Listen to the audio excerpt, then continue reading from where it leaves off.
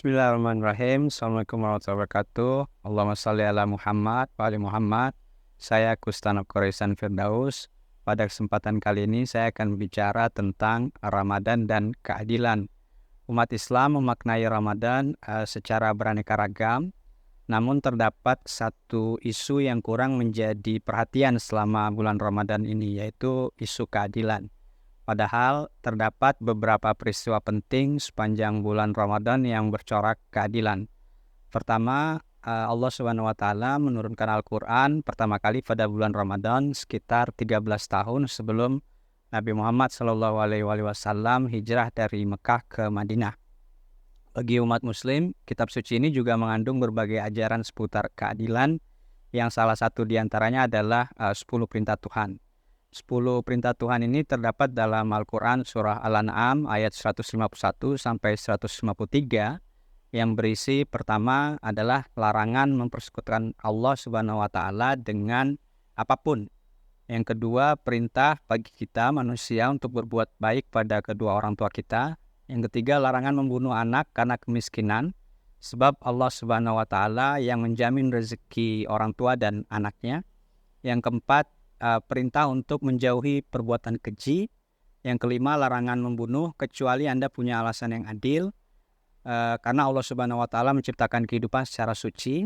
Yang keenam, jangan menyalahgunakan harta anak yatim. Yang ketujuh, larangan menimbang dan menakar secara tidak adil. Yang kedelapan adalah perintah untuk berbicara secara adil meski hal itu merugikan kerabat dekat kita. Yang kesembilan adalah perintah untuk memenuhi janji Allah, serta yang kesepuluh, perintah untuk bertakwa kepada Allah Subhanahu wa taala. Keadilan melekat secara eksplisit pada 3 perintah, yaitu larangan membunuh kecuali dengan alasan yang adil, perintah untuk berbicara secara adil, dan menakar atau menimbang secara adil. Pengecualian seperti itu bersifat realistis karena tidak selalu dan tidak selamanya orang dapat membebaskan diri dari kebohongan serta pembunuhan.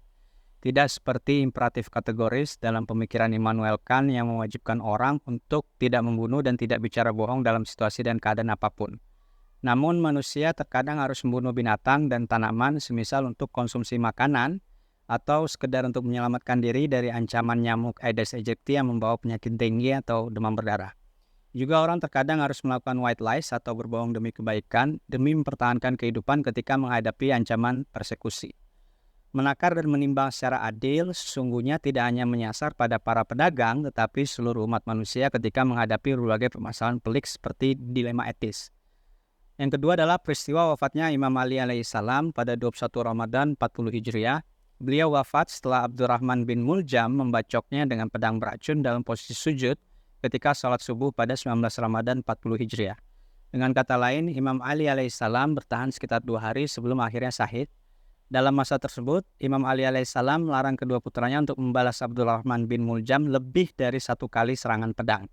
Artinya beliau melarang Imam Hasan alaihissalam dan Imam Husain alaihissalam untuk langsung membunuh orang yang menyerang ayahnya ketika sholat subuh. Dengan kata lain, tidak ada alasan yang adil bagi Imam Hasan alaihissalam dan Imam Husain alaihissalam untuk membunuh Abdurrahman bin Muljam, meski yang terakhir ini melekatkan racun pada pedang yang digunakan untuk membacok kepala Amirul Mukminin Imam Ali alaihissalam. Jelas bahwa Imam Ali alaihissalam mengikuti perintah Allah Subhanahu wa taala untuk menimbang dan menakar secara adil persoalan yang dilematis.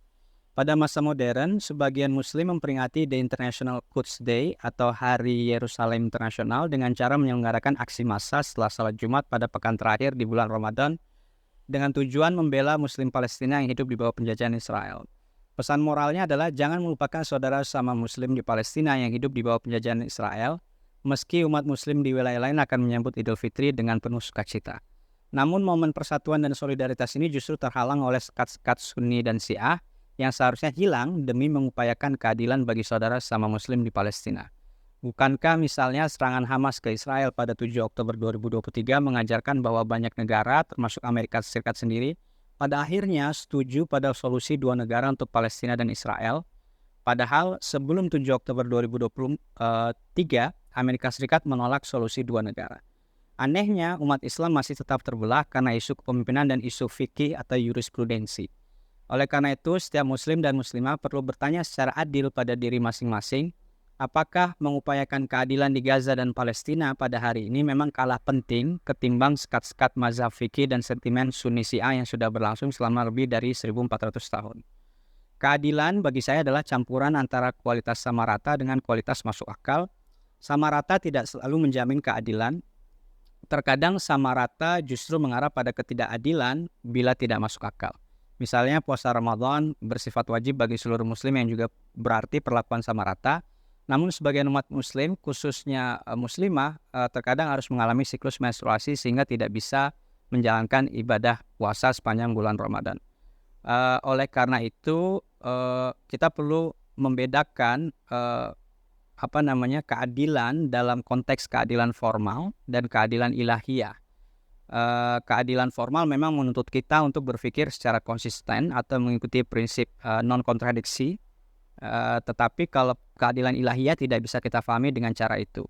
Karena apa yang kita lihat adil pada hari ini bisa jadi di kemudian hari itu justru tidak adil. Banyak peristiwa pembunuhan keji terhadap anggota keluarga Nabi Muhammad SAW merupakan contoh nyata bahwa terdapat semacam greater good yang hanya bisa kita cerna dan pahami pada ranah keadilan ilahiyah dan bukan keadilan formal. Proses peradilan di The International Court of Justice seputar konflik Israel versus Palestina sepertinya tidak akan pernah memberikan rasa keadilan bagi warga Palestina dan umat Islam secara keseluruhan. Namun negara-negara dengan mayoritas muslim seharusnya menempuh proses ini secara aktif. Dengan begitu kita bisa menolong muslim Palestina bukan hanya dalam bentuk bantuan kemanusiaan, rumah sakit dan obat-obatan, tapi juga advokasi legal formal melalui ICG di Den Haag.